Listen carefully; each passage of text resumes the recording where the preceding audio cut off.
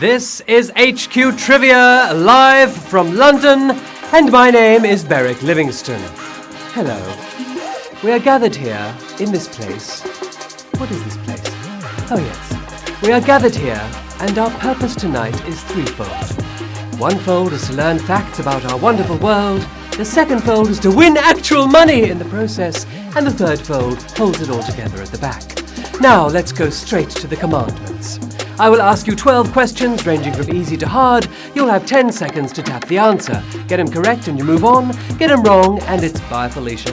Get all 12 correct and you win or split tonight's prize, which is a wonderful 1,000 puddings or 1,000 pounds, whichever is accepted at your local bakery. Barclays, your local Barclays. I must stop eating cheese before the show. It really messes with my mind. Anyway, enough of that silliness. Let us go straight to the quizzing. Here comes Q1. What do anteaters typically eat? Stegosauruses, the moons of Jupiter, ants. Yes, a tasty morsel of a question to get you started. They've got pretty long snouts, but even they can't reach the moons of Jupiter from here. Literally spelling it out for you, anteaters eat ants. Yes, ants is the right answer, and 175,962 of you knew. Correct, well done. They mainly eat ants and termites, along with small rocks and dirt to help wash them down. Yum yum. Here comes Q2. In geometry, which type of the following is called a polygon? Straight-sided shape, magic wand, missing parrot. Shape-shifting your way into the cues. You can wave it about as much as you like, but even magic won't turn wand into the right answer. Clean-cut angles, it's a straight-sided shape. Yes, 172,000 of you got that right. A polygon is a flat, two-dimensional shape with no curved sides. So take those circles somewhere else. Now, some shout-outs to Oscar, just starting his dissertation. Good luck to Conair, who has just finished his. Good luck to you. Good luck to the Iqbal family, to Paul and Edita, who are on honeymoon in Venice, to Jacob O'Hara, to Rachel Tierney and Get3, and to Tim, Grace and Amy, who are playing HQ while celebrating the end of uni by playing Drinking Jenga. I'm not sure if you should play Drinking Jenga and HQ at the same time, but give it a go. Why not? Okay, Q3. In French, which of the following greetings can be used to mean good evening? Bon appétit, bonjour, bonsoir. Hopefully it'll be a good evening for you if you get this right. Bonjour can be used throughout the day, but applying ulcer cream doesn't really count as a greeting. Valid on either side of a door, though, it's bonsoir. Yes, très bien joué, my lovelies. 159,046 of you got that correct. Bonsoir can mean hello or goodbye in the evening, so no wonder we think the French are just like the Hawaiians. Q4.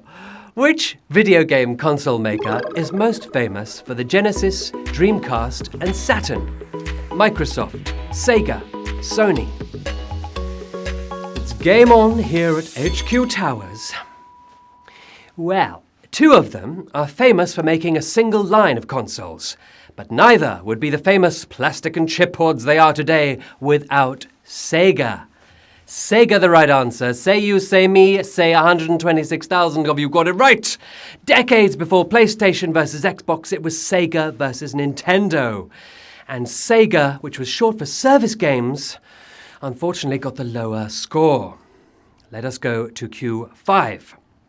Which one of these sports people would be most likely to encounter a dogleg? Golfer, sprinter, pole vaulter.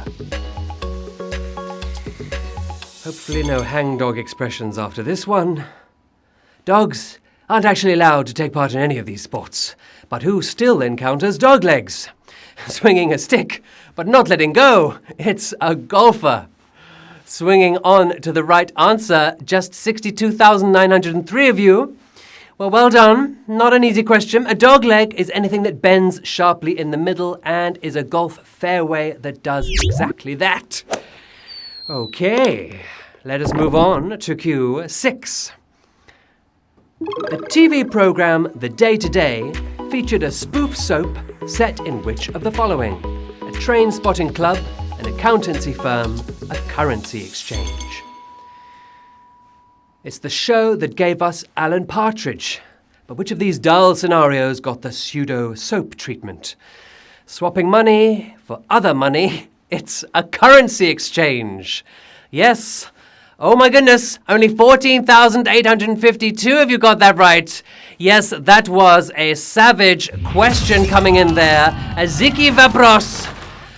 Quite early in the show for one of those. Yes, Steve Coogan played the sneering boss in the dramatic world of the high-class Bureau de Change.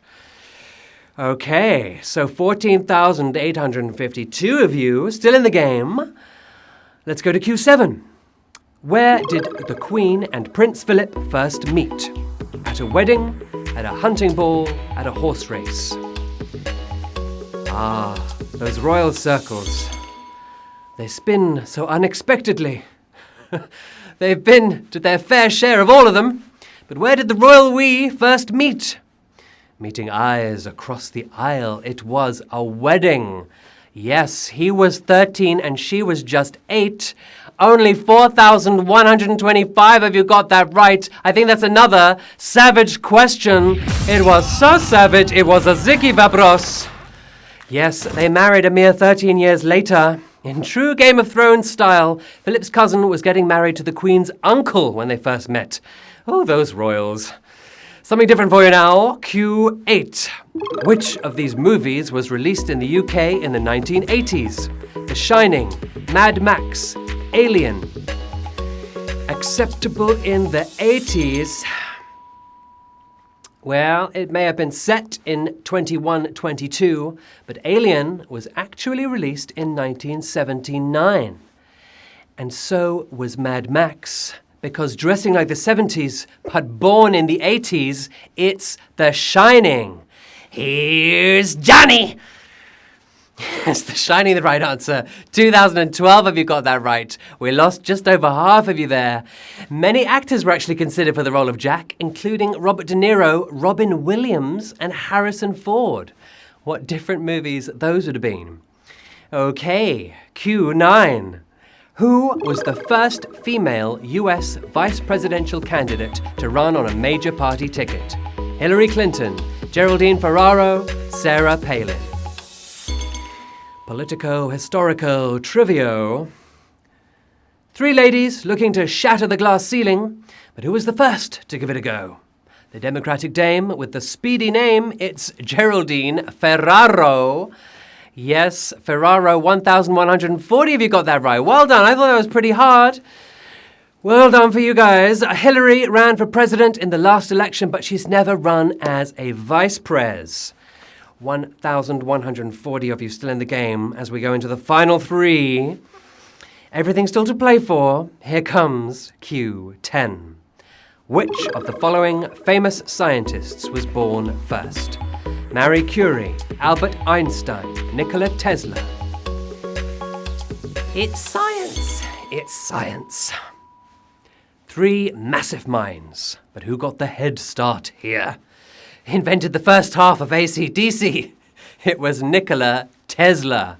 Yes, the car company derived its name from him as well. 311 of you got that right. We lost 923 of you. Should we call that savage? No, let's not. We won't call it savage. We'll just call it pretty mean.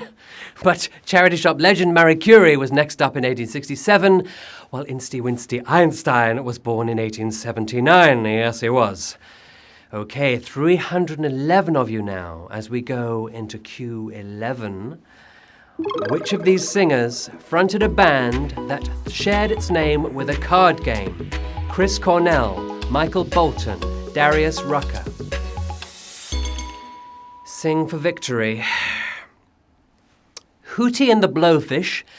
It sounds like a great card game, but Darius is not the correct answer here. Crooning away for blackjack in the early 1980s, it was Michael Bolton. Yes, Michael Bolton, born Michael Bolton 65 years ago, and 108 of you got that right. Well done, U108. Now, lucky charms at the ready because we are shuffling into the final round. So many of you started this game. 30 players used your extra lives to get back in. So we have a wonderful 108 of you. As we go into our final cue, it all comes down to Q12. Which German newspaper was founded by British authorities just after World War II? Die Welt, Der Spiegel, Die Zeit. Paper your way to a prize here. Die Spiegel was co-founded by a British Army officer, but we are looking for the fully British-founded paper here. It was first published in 1946, and then it was bought by Axel Springer in 1950. Written in German but covering the world's news, it was Die Welt for the win! Yes, and we have 52 winners, my creative beauties. Well done to you lot.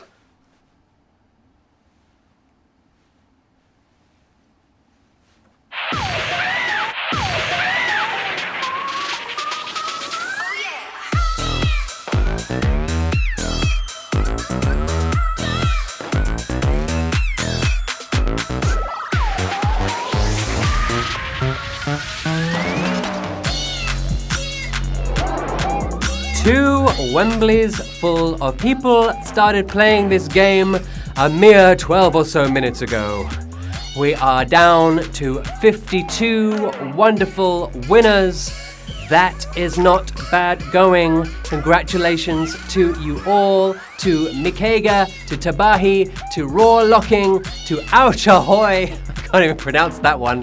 You all take home £19 and 23 pence, or £19 and 24 pence, or depending on your banker, 19 puddings and 24 pence.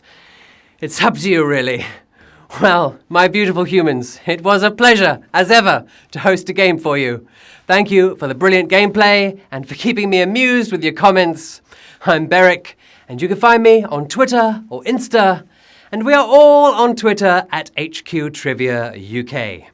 Tomorrow, as I mentioned, we have a very special announcement for you, and that's on our next game, which is Thursday at 3 p.m. Some exciting news for you then, as well as, of course, another set of trivia trials and another Kashinga Kachinga. Until then, have a great night. Goodbye.